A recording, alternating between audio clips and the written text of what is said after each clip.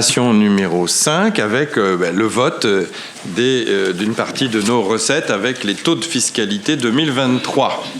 Donc vous avez une correction par rapport à ce qui avait été présenté dans la commission, puisque il faut également que l'on fasse apparaître le taux de taxe des résidences, le taux de taxe d'habitation des résidences secondaires que l'on n'avait pas mis dans la délibération.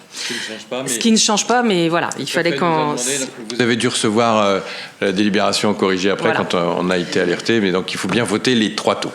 Donc il est proposé, en fait, donc il y a différents éléments. Déjà, on est sur la dernière année d'exonération de la taxe d'habitation. Donc les personnes qui étaient encore redevables avaient un dernier tiers, et donc là, cette année, ce sera fini. Mais en parallèle, dans la loi de finances, il a été décidé donc par l'État une augmentation des bases locatives qui servent de calcul de la taxe d'habitation de 7,1%.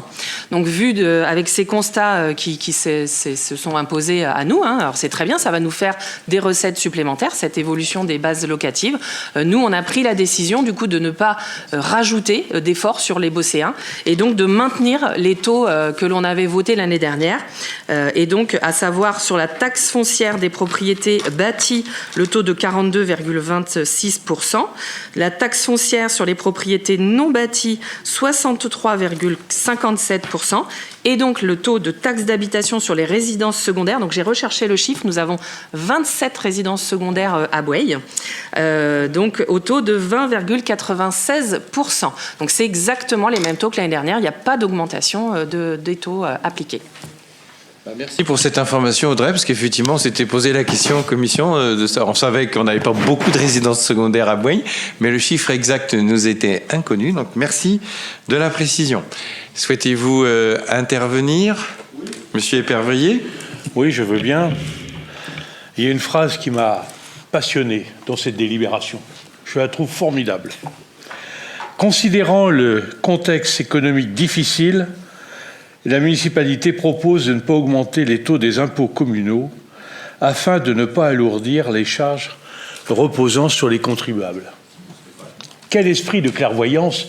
C'est ce que nous vous avions demandé l'année dernière en disant qu'on arrivait à plus de 10% quand on cumulait les 3 taxes, les 3 taux. Et vous aviez d'un revers de main balayé notre argumentation, disant que vous en aviez besoin pour la fiscalité, ce que je veux bien concevoir d'ailleurs, pour le budget. Bon, vous changez, vous nous rejoignez au moins dans cette clairvoyance, si je puis dire, donc je vous en remercie. Néanmoins, ça fait lourd quand même. 7,1, quand on va rajouter le taux qui est à 42,26, si je ne me trompe pas, alors que la moyenne de la strate, c'est pour ça que je vous posais les questions, est autour de 39. Quand vous rajoutez, parce que nous, on a la chance de faire partie de notre métropole, et autant que je sache, notre métropole va également rajouter sa pierre à l'édifice, on va encore avoir une augmentation de taux pour nos Bosséens qui sont propriétaires, parfois retraités, parfois petits propriétaires, ou qui louent leur maison pour consolider leurs faibles revenus de retraite, et on va avoir encore plus de 10%. Je crois que vous auriez pu, toujours je reviens sur cette phrase, vous dire, on va baisser un peu pour revenir au niveau de la strate, on va baisser 2 points, 3 points, ça sera un geste fort.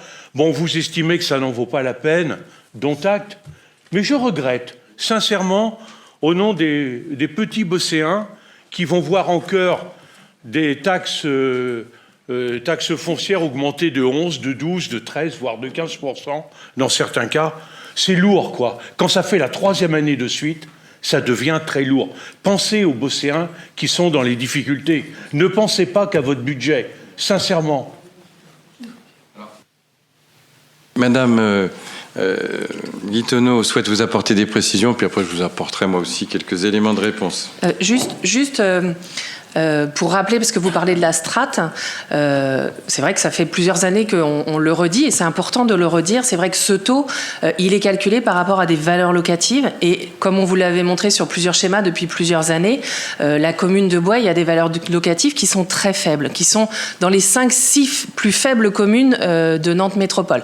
Donc c'est vrai que le taux ne veut rien dire, puisque quand on regarde, et vous nous avez souligné à la commission que c'était intéressant qu'on vous ait mis des éléments justement de comparaison et de strate, eh bien on voit bien que notre produit d'imposition par habitant, qui est à peine à 500 € par habitant, est en fait bien en dessous de la strate, qui est quasiment à 520.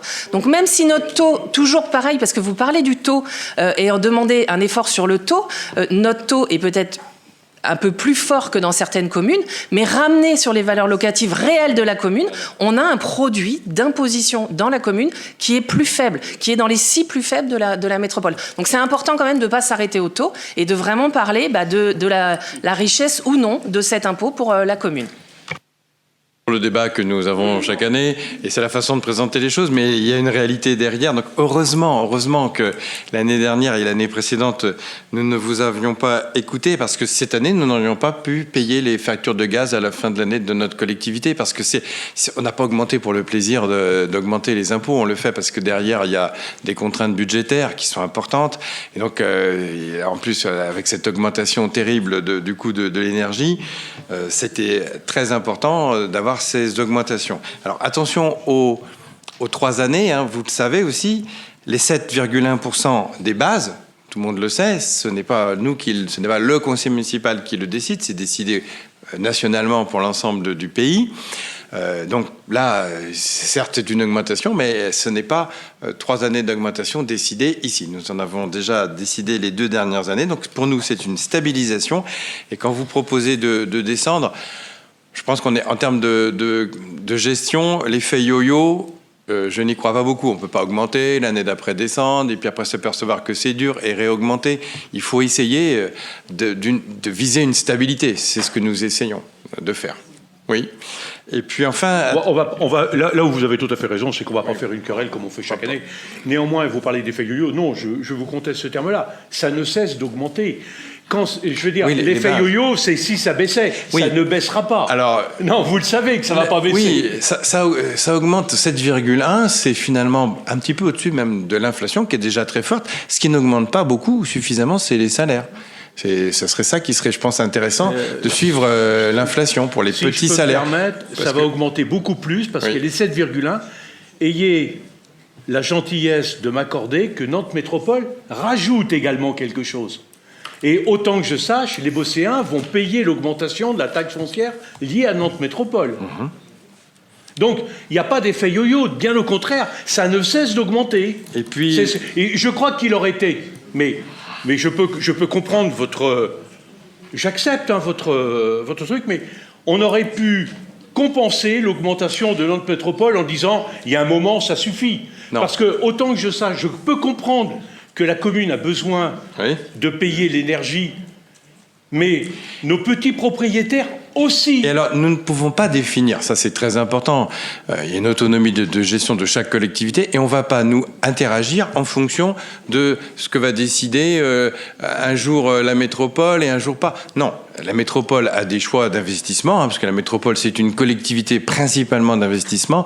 Nous on fait un peu d'investissement quand même à Boye, on va le voir dans le budget, mais on est beaucoup une collectivité avec des services, du fonctionnement. Donc on n'est pas tout à fait, on joue pas tout à fait dans la même cour. Et chaque collectivité doit avoir sa stratégie, et Nantes Métropole a une stratégie financière. Si on pouvait avoir les mêmes, comment on pourrait dire, les mêmes ratios, on en serait certainement très très content. Je me méfie du terme petit bosséen. Je vois bien à travers ce que, quand on dit petit bosséen, c'est plutôt les familles. Non, voilà, bien sûr, c'est des familles modestes, hein, voilà, qui ont des revenus modestes. Et je peux vous garantir que les familles bosséennes modestes, elles sont très heureuses d'avoir des services publics municipaux adaptés à leurs ressources. Parce que c'est ça notre principe du taux d'effort, c'est adapté aux ressources. Donc des ressources faibles, le tarif est le plus faible possible. Ça c'est très important, mais il faut le financer. Et donc effectivement, l'impôt qui s'applique un peu plus sur ceux qui ont des taxes foncières plus importantes, joue cet effet de solidarité. C'est ce qu'on rappelle à chaque fois, mais c'est important. Donc voilà, oui, Madame Graillot. Je souhaite juste intervenir quand vous dites les services de la commune. Alors effectivement, il y a des services sur lesquels on est très content en tant qu'habitant de Bouaye. Sauf qu'on ne cesse de recruter de nouvelles personnes et notamment les services de la mairie ne cessent d'être fermés. Donc c'est vraiment pour les populations, à mon sens, difficile d'entendre quand vous dites ouvertement que les Bosséens sont contents du service. Oui, alors bien sûr, voilà, j'ai des enfants à l'école, on est content de certains services, mais par contre sur l'ouverture, notamment des horaires de la mairie et des disponibilités, non, j'ai du mal à l'entendre. En tout cas, c'est mon avis et ça n'engage que moi. Il a tout à fait le droit de s'exprimer ici, hein. Est-ce que vous faites allusion aux fermetures qui sont liées au mouvement social en ce moment? Non. Oui, parce que là, il y a beaucoup de fermetures liées au mouvement de grève, mais là, c'est quand même pas la ville qui est responsable du mouvement.